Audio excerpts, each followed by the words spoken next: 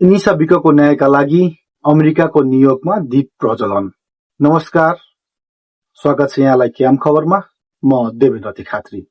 सुर्खेतमा विभत्स हत्या गरिएकी किशोरी निशा विकको न्यायका लागि आवाज अब नेपालमा मात्र सीमित रहेन, समुद्र पारी अमेरिकामा पनि गुन्जिन थालेको छ।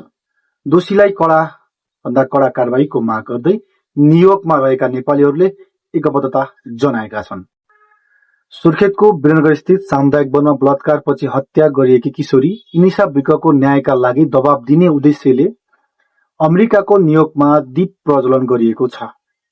न्युयोर्कको व्यस्त पर्यटकीय क्षेत्र ज्याक्सन हाइट्स स्थित डाइभर्सिटी प्लाजामा भेला भएका नेपाली समुदायले निशा विकको आत्माको चिर शान्तिको कामना गर्दै दोषीमाथि कडा कानूनी कारबाहीको माग गरेका छन्।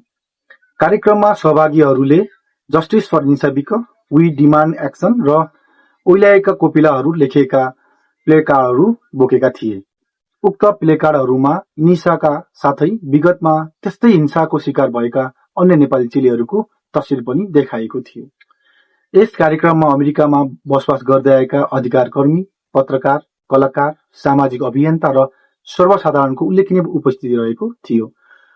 सहभागीहरूले नेपालमा दिनानुदिन बढ्दै गएको महिला हिंसा र जघन्य अपराधका घटनाहरूप्रति चिन्ता व्यक्त गर्दै सरकारलाई अपराधीलाई तत्काल कडा भन्दा कडा कारबाही होस् भनेर आग्रह पनि गरेका छन्।